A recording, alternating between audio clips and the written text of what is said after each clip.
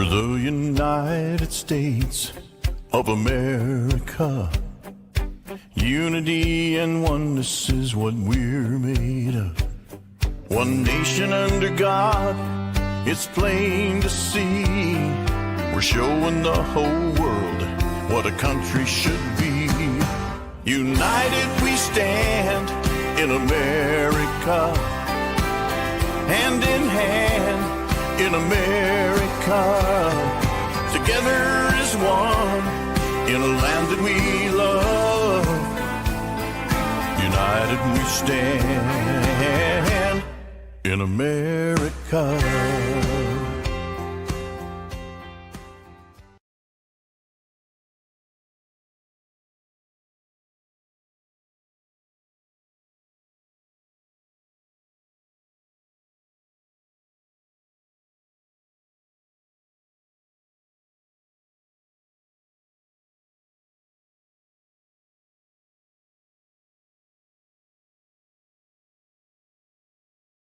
Vic, you are a difference maker, but we have some of these people that are just extraordinary difference makers, and you certainly are one of these. We're going to be talking today about prison ministry, and we're thinking about it. I was looking up, and so just where you'll know right now, if I seem to be a little bit dazzled, maybe it's because I forgot my outline today. First time I think that I've ever forgot my outline. We've done this show for over 5.5 years. I can't tell you what the number is because I had it on my outline and I don't remember the number. But it's been 5.5 years, so we've been blessed. We appreciate everyone watching the show today. And we have Dennis Everson. He's our volunteer producer. And we're blessed today because we have Jim Whining, our CEO, and his wife Pam. They're here from Lee Summit today visiting us.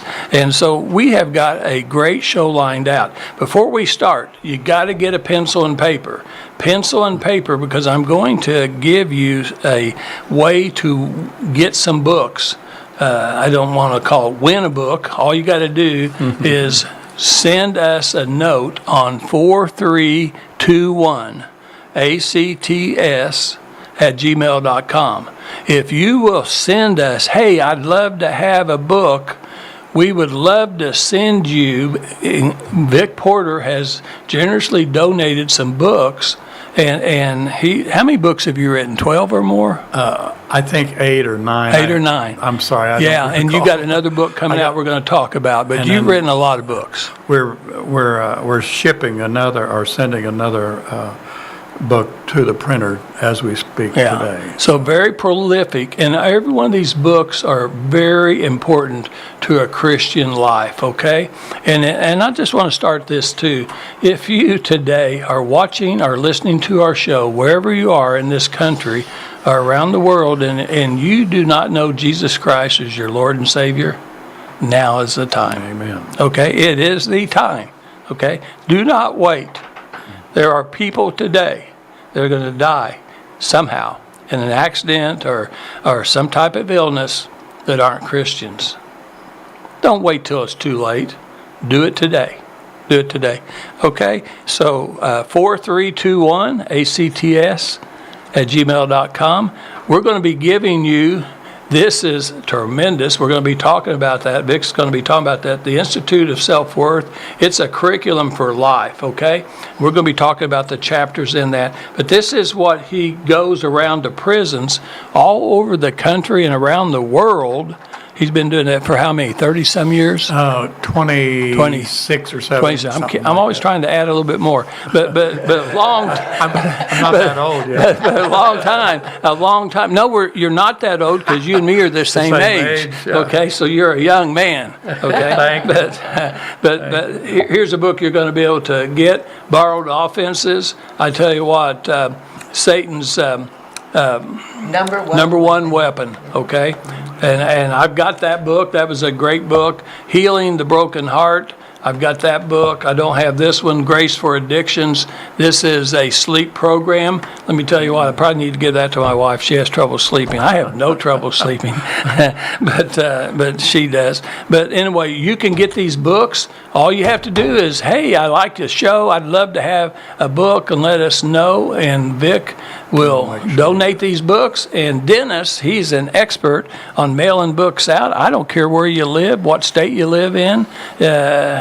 Hope we get some from Southwest Missouri. But just let us know what you like about our show, what you'd like for us to do, and things like that. And we'll be okay. So Vic, we're going to just kind of start right in. I don't have my outline, but I did notice that, and your wife did a great job sending us an outline that we're going to follow. I think it's 7 or 8, 9 pages or something like that. I made it in bold print. In large bold Well, print. hey, and Yes. that's exactly right. I was going to brag about you. So many people, even down to county government, our auditor gives us maybe 30-page financial report, and they are the smallest numbers that you've ever seen. Yeah. And I'm thinking, even with a magnifying glass, it's so slow to go across the page to see how the county's doing. And I've always asked, can you make it bigger? No, I can't make it. And then here you and your wife make it to where I can see it. Okay, I can see it. I don't do fine print. I'm a headline guy. Yeah. And my wife is the fine print. Well, tell her she did a great job in getting that to us. But we noticed that 300,000 inmates, probably way more than that, because you were telling us about one inmate that talked to over 30,000 people. That's amazing. I have several former inmates that are taking our curriculum and going into their own areas, churches, prisons, overseas, rehab units and stuff like that. But this one guy, he went to London with me, England and Scotland with me, and I didn't know him, but he just kept asking. He said, I want to go with you. And he had heard of our curriculum, but I didn't know him. And so I said, well, you got to pay your own way, because you can go with me, but you got to pay your own way. And so he and I and a chaplain, we went over and toured England and Scotland.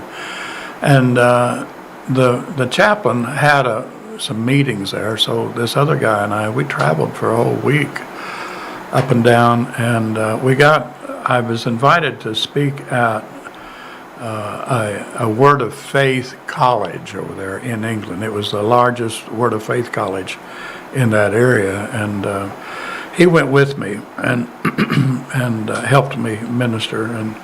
But he told me afterwards, he said, I don't know you real well, but I can take your curriculum I can open up every prison door you want. How bad?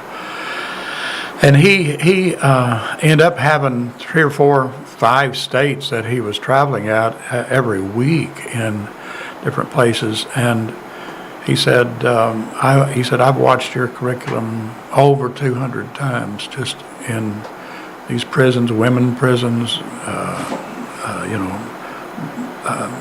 prisons that are level 4 and different things. And he said,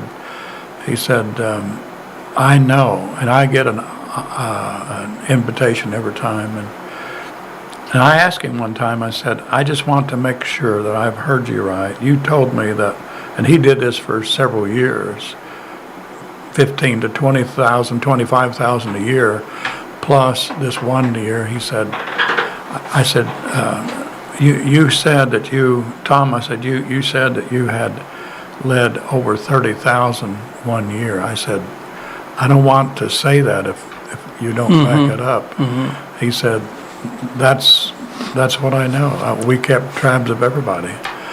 And in 1 year's time, they led over 30,000 1 year. And so our numbers between 250 and 300 or more are subject to these other people.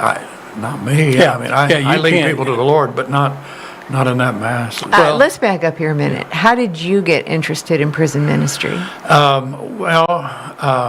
I pastored for 25 years, and the last church, well, not the last church I pastored, the church before last that I pastored was in the Panhandle of Texas. A great people, 1,000 people, but it was a problem church. I mean, I tell people, I hope not everybody's listening from there, but I pastored that. I was there for 3 years, 3 days, and 32 minutes. And I went into a legalistic church, and there had been some infidelity in it, and that's why they brought me out there, and I knew that. But what happened is that I'd been there for 4 months, and I thought, this infidelity problem here, that's not the issue. That's a symptom of it.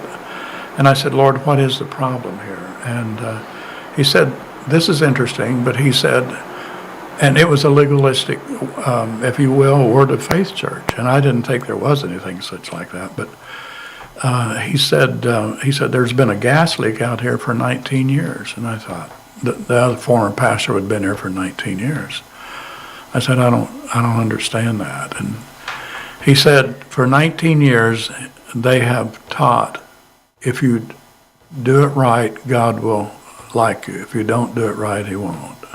And every year he'd turn that little handle and let more gas come out. And I said, so what did that do? And he said, it's numbed the people. And they don't know who they are. They didn't laugh. I mean, they grinned once in a while. And I said, so what do you want me to do? I said, I'm shocked at what I'm finding out here on the physical things that's happened, but I know that that's not the reason. There's a reason behind that. And he said, it's performance-based religion. He said that he teaches that you got to do this or God won't like it. And I said, so what do you want me to do? And he said, I want you to start teaching grace. And I said, I don't know if I know anything. And, tell me. I mean, I knew a little, but. So you were learning too. I was. I'd had a little bit, but I asked him, I said, so what do you want me to say? How do you want me to teach? He said, listen, whatever they're doing, just do the opposite. And, but where I found, to answer your question, I got hungry, and I'd been in the pastorate for several years. I'd traveled all over the country and overseas for several years, and I found myself in the Panhandle of Texas, in a church of 150 at the most, and I said, Lord, teach me here. 1,000 people population, and at 2:00 in the morning, I'd get up and I'd go to my den and I'd study. I had a set of tapes that I listened to, and I said, I don't understand this. Wow. And he said... And you'd been a pastor for years. For several years, yeah. I pastored for 24, 25 years. Yeah, so it's not the title, it's the spirit. It You is. got the message. But what I did, now this is key for anyone that wants, that's serious. There's a lot of people they just want the good stuff. They don't want to do the sweat. Mm-hmm. But the Lord spoke to me, and I said, so how do I understand what you're saying? And he said this. He said, you read the word and you don't get it. You read the word and you don't get it. You read the word and you don't get it. If you keep reading that same verse, he said, eventually you'll see it. Mm-hmm. The day that you see it is the day that it's yours. The day that it's yours, you can't unsee it. Mm-hmm. And the day that that you see it, you understand. And that's what. And when you get that hungry for things, that's where the curriculum came from. In the most challenging part of my whole ministry was out there. And it was there that ISW was birthed. in between 2 and 4 o'clock of a morning in my den. I'm the only one in the whole town that's up. And that's where all, and it took place on the inside of me. Exactly. It's not here. There's a lot of people that preach, they say they preach grace, but if it's head knowledge grace, they don't have a heart for it. And it's kind of false. Yeah. And how did that evolve into speaking freedom to the prisoners? Well, after I left there, I traveled all over the United States. I'd pastored for a long time, and I knew the Lord was leading me to go. I was going to either Russellville, Arkansas, or Tulsa, Oklahoma. And do you know Charles Capps? You remember who Charles is? He and I were good friends, and he called me one day and he said, "What are you doing?" I said, "Well, I know I'm getting ready to. There's a change in the ministry, and I don't know what. I know what I'm supposed to do, but I don't know where."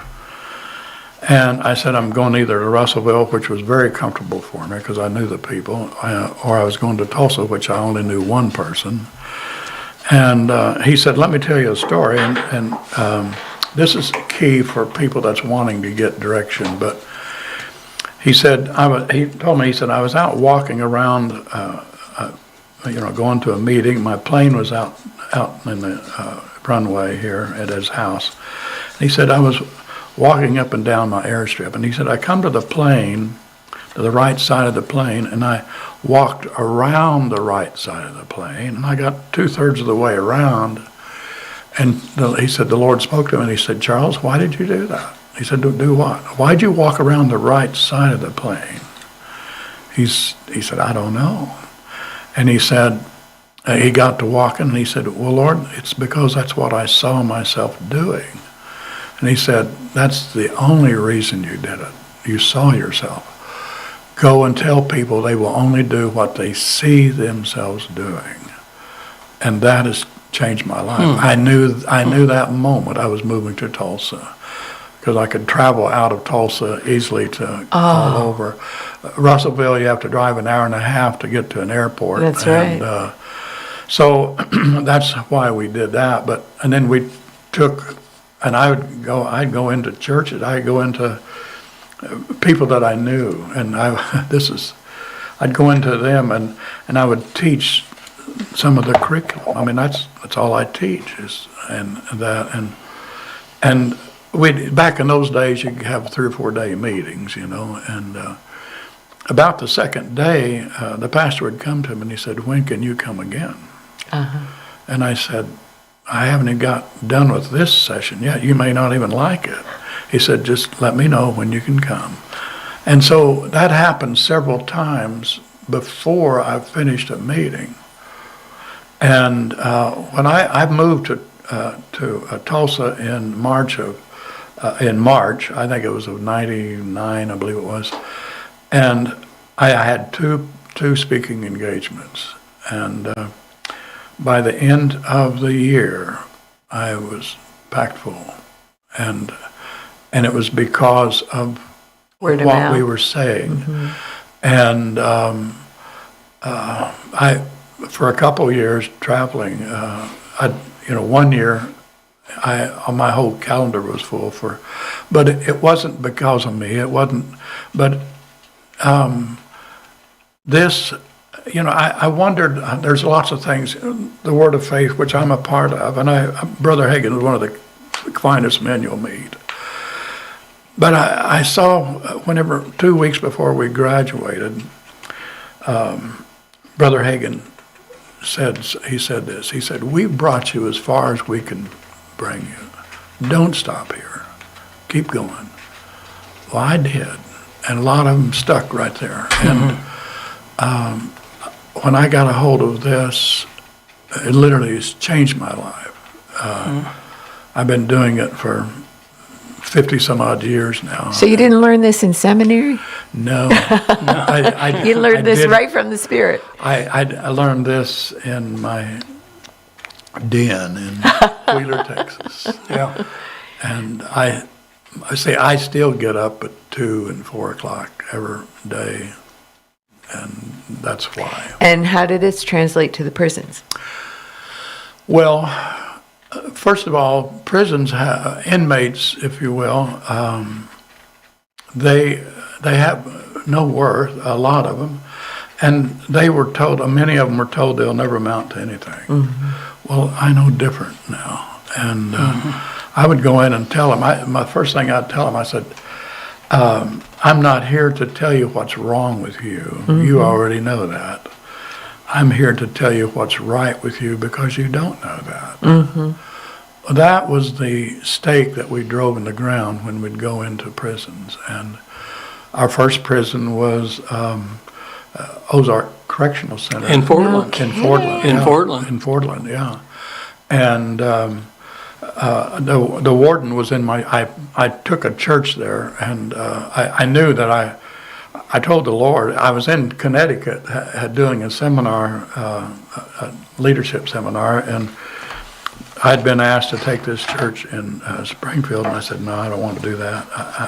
I'm fine with traveling. I like that. And he said, and so I decided I'd pray about it. I went to the Lord and one morning early down by the swimming pool, and I said, Lord, I haven't really prayed about this. I don't want to do it, but I will if you want me to.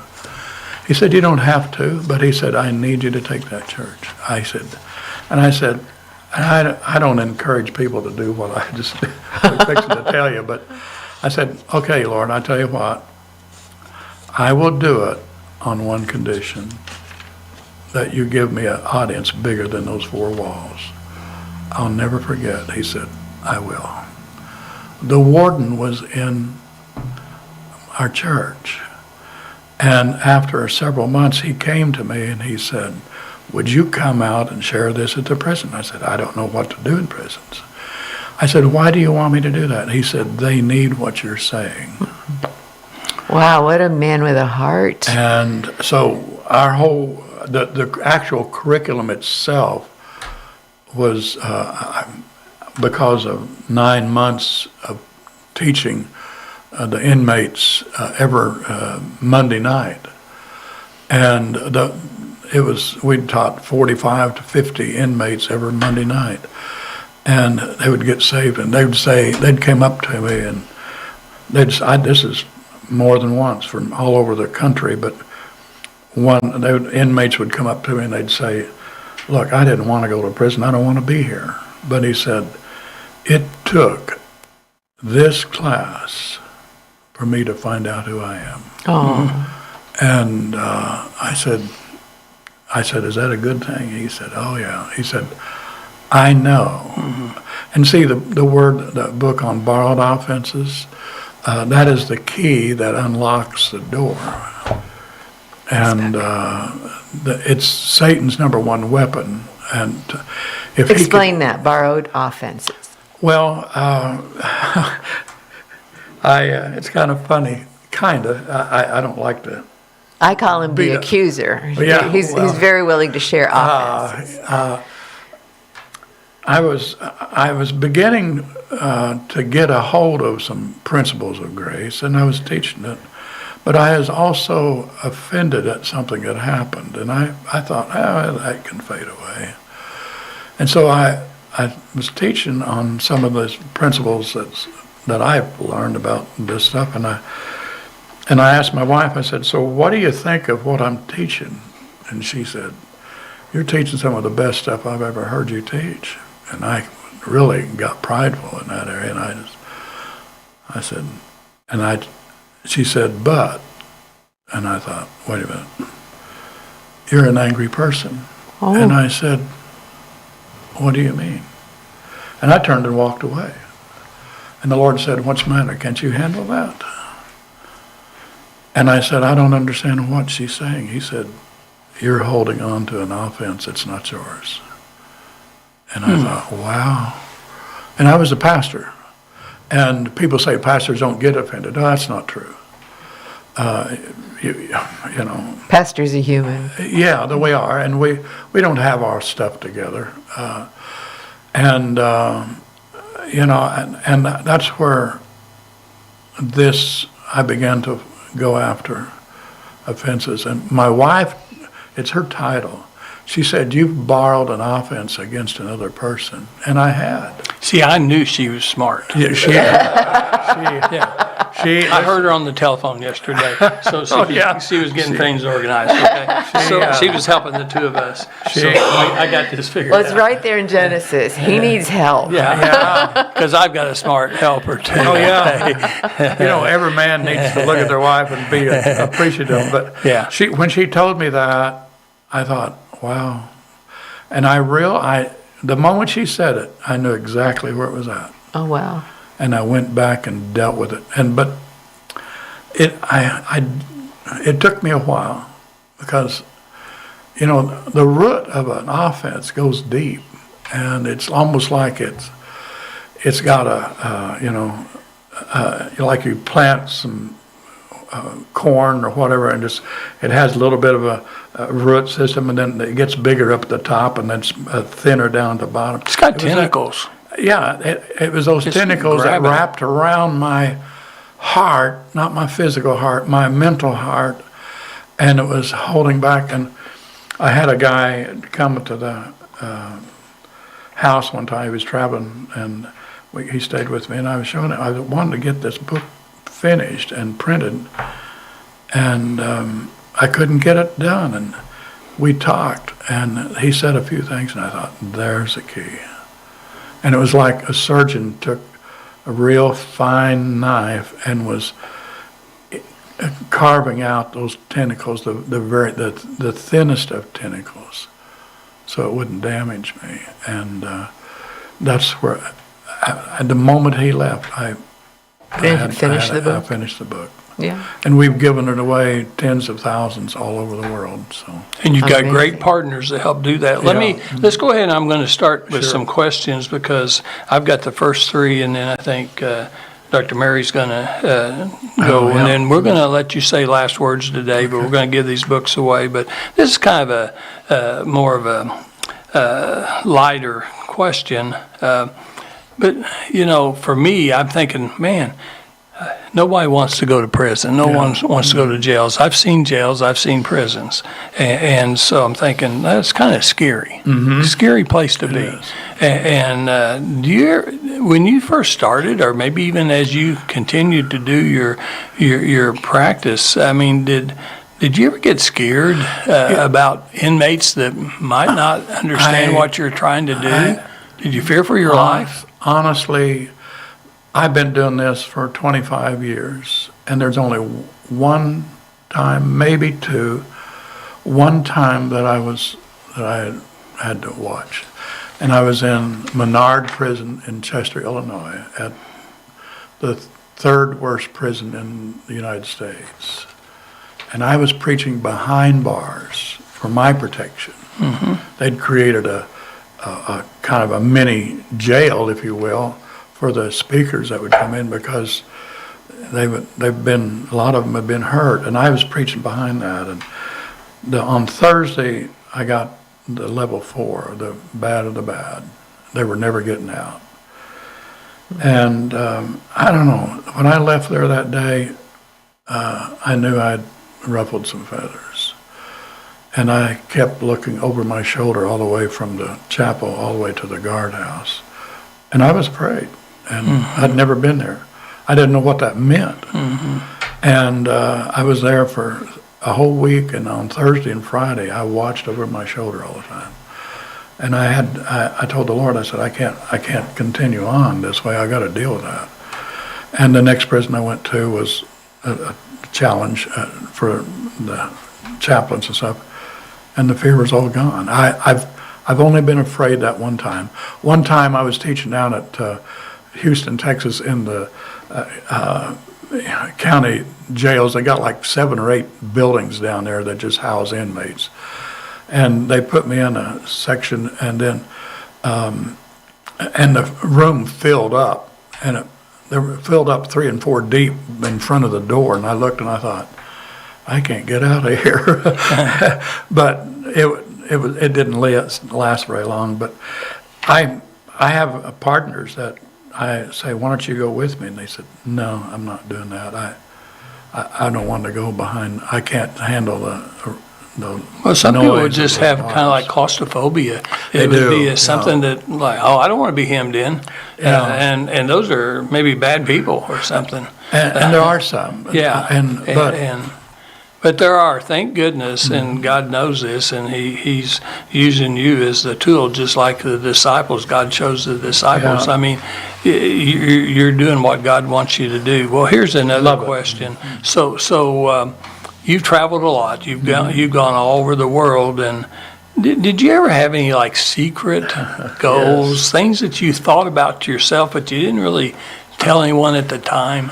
I had two secret goals, and I never even told my wife. I just, something that I wanted in happened, midway through my prison, going into prisons all over the country. And we're also in the Navajo Nations also, and all of the Native American, we've got a couple that go and do all of the North and West, and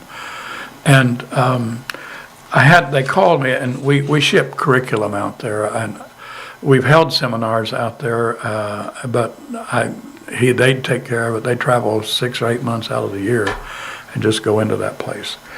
But they called me one day and they said, Pastor Vic, we've really hit dirt here today. And I said, what's that? He said, we are shipping a curriculum today by horseback. Wow. I said, what do you mean?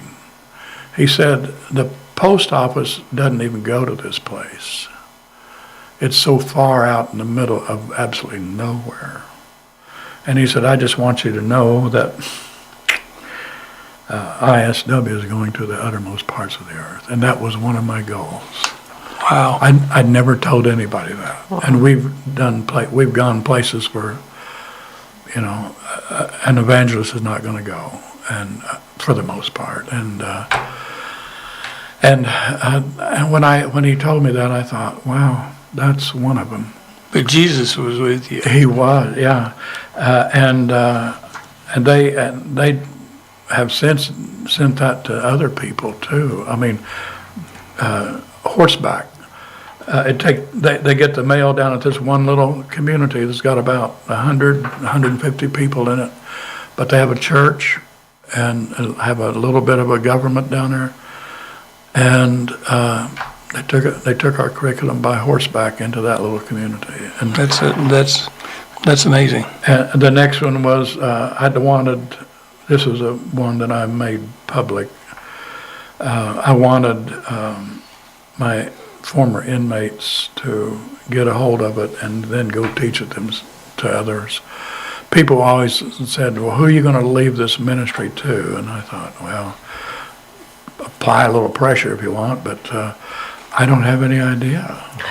And then the Lord said, I talked to one of my former inmates. I asked him, I said, Danny, who's now, right as we speak, he is in England and Rome teaching ISW right now. Is he a pastor himself, or? He's just he teaches ISW in prisons all over. But he's not a pastor. He's not a pastor. But you don't really have to be. No. But it's his personal witness. Yeah, I mean, this guy was, he lived in cardboard boxes on the streets of Memphis. Wow. And he got thrown into prison again, and ISW was there. And so I said, so Danny, I said, how many people do you think we've taught over the years are doing anything with what we've done? I said, 50? He said, no.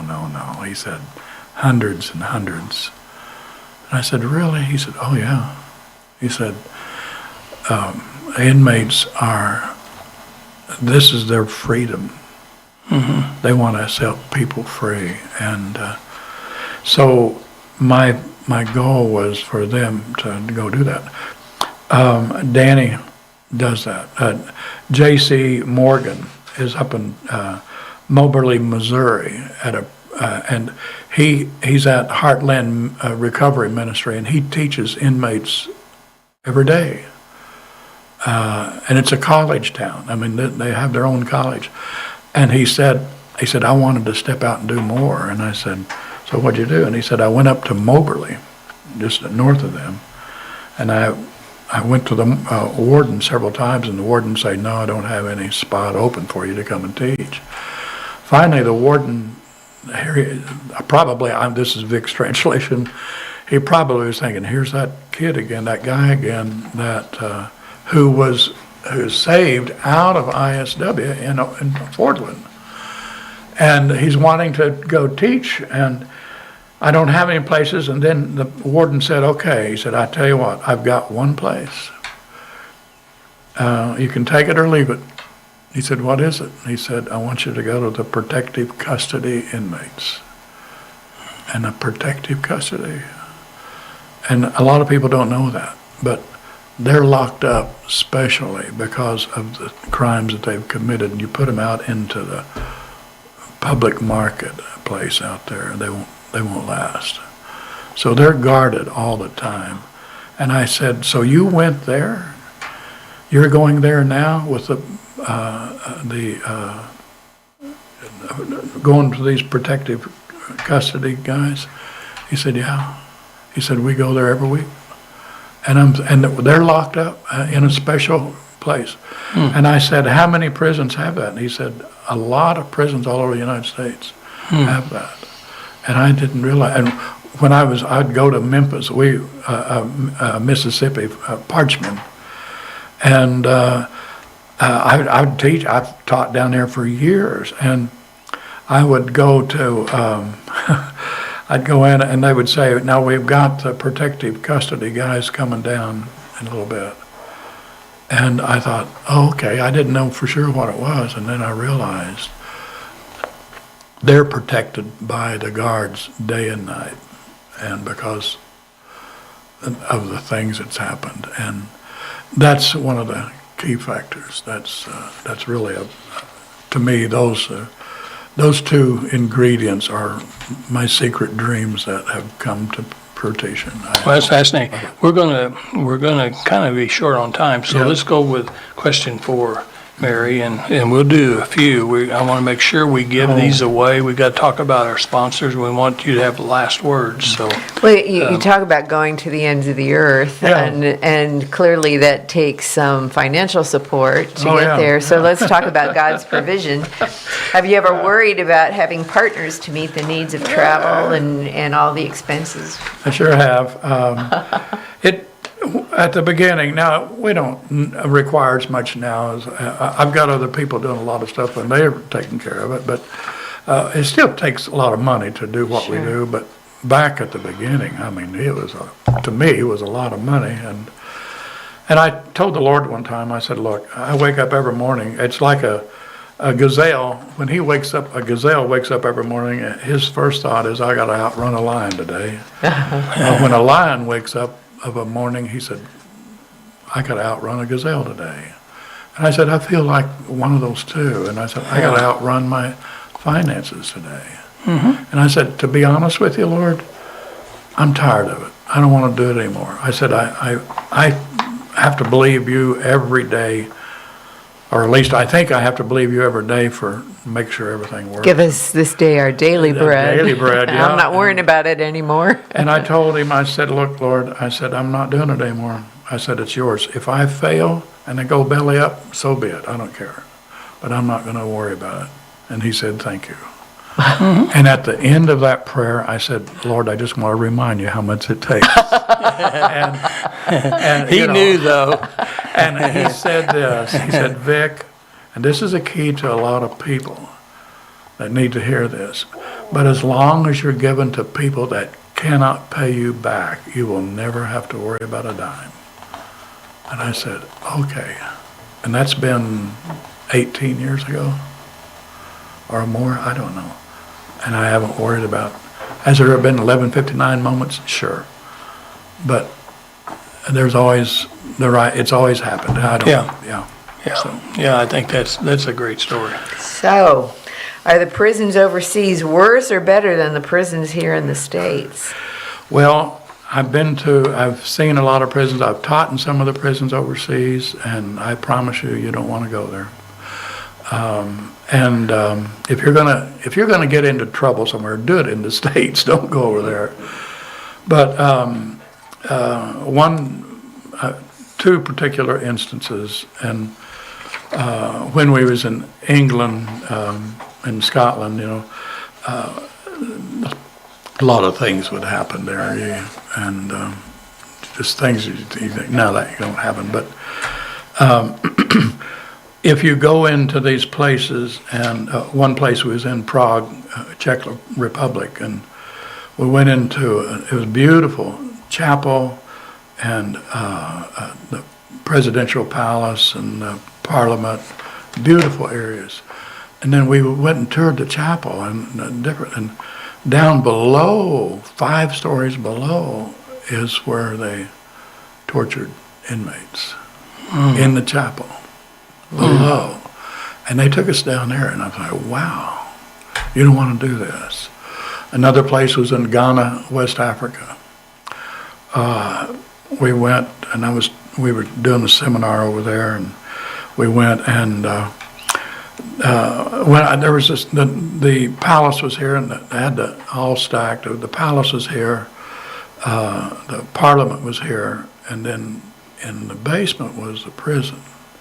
Now, you asked, so I'm going to tell, but so I said, I want to see the prison. And so they took me down, and they didn't use it now, but what they did, I noticed, I said, how do you lock them up? You don't even lock them up here. He said, we don't have to. I said, why? And they began to explain. And on the frame of the wall of the doors was an angle iron, 3 sides, to where they'd slide stuff down in it. I said, so, and they said, we just slide those down. I said, yeah, no, they can get out of here. He said, no, they can't. He said, are y'all ready? He said, all the human waste runs right down in there. Oh. And he said, in a few days, he said, they'll die. And I'm thinking, gee. So no, don't go overseas. There was recently a movie about a drug dealer who was arrested. I think it was Thailand, which is an automatic death conviction. Yeah. And in the movie was about how God's grace reached him there. I can't remember the title right now, but it was. The producer should have known Vic Porter. They could have made a movie out of that. But it actually love bloomed there. He became a worship leader. He was shot, as part of his sentence. But the warden of that prison became a Christian because of him. Do you know the movie I'm talking about? I don't, but that happens a lot. And I'm convinced that I have a message that I'm studying and preaching on now on the power of worship. And I'm convinced that through worship, everything changes. And I'm convinced that if you find somebody that has even a small tendency towards God and cries out and begins to lift their hands in worship, they're releasing the energy that's in their life that goes right straight into the throne room of God. And I have a story I'll tell you sometime when I'm over at your office about it. But this is change takes place, and inmates say, I never wanted to go to prison, but I'm so grateful to be here because I didn't know this existed. I went to all these churches that told me I had to do it right or I was going to hell. And you come along and said, that's not true. According to the story, this prisoner was in isolation and someone slipped him a Bible. Oh, yeah. And he started reading it and had a conversion in isolation just from reading the Word. Exactly. And that happens a lot. Yeah. And lives are changed in prison. And to me, I asked the Lord one time, I did a chaplain's meeting for several states down in Tennessee or somewhere, I can't remember. And I said, Lord, what do you want me to say to chaplains? I'm not a chaplain. I go and I help them. But what do you want me to say? I said, why did you choose chaplains? He said, to everybody that fell through the cracks growing up before they went to prison, he said, I've created chaplains to catch them before they go into hell. And chaplains, and if you will, there's a group that wants the chaplains to be so busy they don't have time to minister to the people. And those are the prisons that I want to go to. And, prisons these guys are some of the nicest guys you'll ever met. And I get it. People don't get it, but I get it. And I don't say this and kind of tongue in cheek, but I mean probably every word of it. I got promoted from pastoring to prison.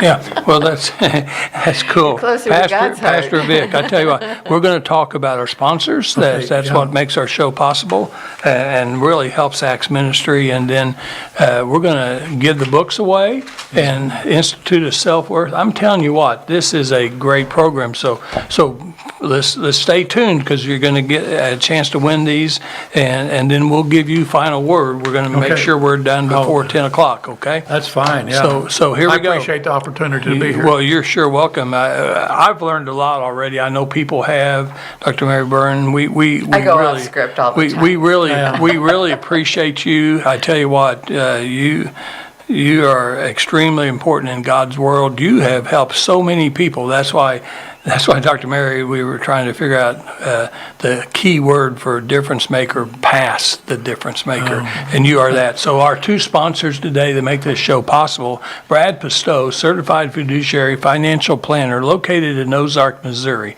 You say, well, I don't live in Ozark. I don't live in Missouri. Guess what? He's licensed in 18 different states, and so he knows people in all 50 states. He can help you. Get this number. That's why you need pencil and paper. We got a lot of things that you're going to be writing down. Phone number 417-581-9222. 417-581-9222. You call that number, Lisa will answer the phone. They will give you some free books. He has 2 best-selling books on Amazon, financial planning, retirement planning. They are #1 sellers. The first one is Safe Money Matters. I think that's pretty obvious. Safe Money Matters and Bulletproof. Okay, both of those are very key into retirement planning. He has plans that will make sure that you do not run out of your life before you run out of your money. Yeah. A lot of seniors worry about that. They really always worry about that. The thing you have to have God in your life, and you have to have a plan, and Brad Pistow has those plans, okay? So I would definitely call him. A lot of my friends use him. I use him. And not only that, he has in his office, they have Medicare specialists, so when you become a senior, you can easily switch over and get Medicare guidance. Also, he has investment guidance. So if you want to buy gold, wouldn't be a bad thing. I think it's going to go up to $6,000 an ounce here in the next 12 months. So you might want to invest in gold. I do. Silver, stocks, different things. Stock market's breaking records every day. They're predicting it's going to fall, but I don't know. And then come back in 2027. Yeah. So who knows? Who knows? God knows. We don't know, but I'll tell you what, they give you good advice. So Brad Pistow, let him know that Dr. Mary and I, Changing Times, sent you. Okay? The other sponsor, Springfield Nissan, Springfield Kia, that's John Whittaker. He's the owner, and then Aaron Swanson is a general manager. We got both these guys coming on our show because we like to have our sponsors on our show this summer. We need to hear from them, find out what's going on in their industry. They sell Nissans and Kia. Last Labor Day, I bought a Kia Sorento SUV, and you bought Rogue. a Rogue, a Nissan Rogue. Both of those are great cars, and they have great service. And again, they're going to say, well, I don't live in Springfield, Missouri, on South Campbell. I can't buy a car. Well, let me tell you, they sell cars to people from 8 different states. That's what they did last year. In 25, they sold cars from 8 different states, people. And then also, they have new cars on one side, and they have used cars. And I really love their programs where they have certified cars, because certified car is going to cost more, used car, but it goes through over 100 points of inspection. And when you drive it off the road, you are going to have a lot less problems because they've already found the problems and taken care of them. So obviously, great people. They've been in business almost 50 years now. Longest family-owned car dealership in Springfield, Missouri. Springfield Nissan, Springfield Kia. So I highly recommend them. Phone number, 417-882-3838. 417-882-3838. They've got a Susan that answers the phone every time, and she will guide you to the right person every time, and they have the best service, best prices. Okay, so that's our 2 sponsors. Now, be sure and write this down. This is important. If you want a book, if you want this program, the Institute of Self-Worth, this program that will change your life, has changed hundreds of thousands of inmates' life, have changed people's life. This would be good if you have Sunday school at your home. If you got a group of people that you want to educate, you can do that. That would be good too. So and then we're going to read that in just a minute. Mm-hmm. So 4321 ACTS@gmail.com. That's how you're going to get these books. Dennis will mail them. He and I will get these. We're going to send you books and send you a program. Let us know whether you want a book or you want a program, and we will try to accommodate that. There's no charge. We're going to Pastor Vic has generously donated these books and programs, and we're going to try to get them to you. Okay, so be sure and do that. Okay, I'm going to do final word. What do you want to tell people, and how do they get a hold of you? And you've got a new book coming out. Let's talk about that. I know you sell books. How do people do that? We've given most of our stuff away, and there's people that buy them, and we appreciate it, but I'm more interested in getting the word out. But our partners have given away several $1 million worth of curriculum all over the world over the last 24, 25 years. And we do that, but what we do, any financial gift helps to pay for that. You can't charge a prison, they don't have any money. And, sure. But they can contact us at iswlive.org, iswlive.org. All of our curriculum, I have 4 different curriculum, they're all online. You can click on and you can get a diploma from right there.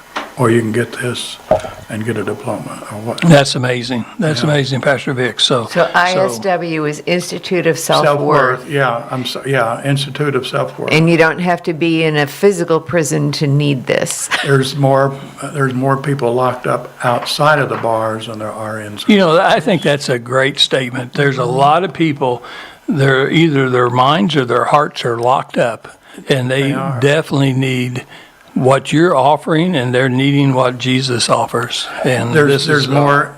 I say this: there's more inmates that are locked up, that are out and running among us all the time. And there's only like 2 million inmates across the United States. Can you imagine how many's out that they need to be set free? Right. This would help an individual, it would help a family, it would help a company. Sure. It could help a lot of things. Yeah. So churches. Yeah. Well, exactly. Well, I tell you what, we really appreciate it. We're going to run out of time, and we want to make sure that we get off, because I know Facebook, YouTube, all those people are watching. They've got another show starting right at 10 o'clock. But last word, anything else you want to say to people? You can be set free. You don't have to be locked up. Okay. It's the word that sets you free. Very good. Well, and I hope some people contact you. And obviously, hey, guys, money still is required. And so I'm sure he and his wife generously spend their money to help with this cause. And you can help him too. And so I would just go to that and find out how you can make a donation. If you can afford it, you're helping not just Vic Porter Ministries, you're helping people just like us. Every day you're helping someone in this country.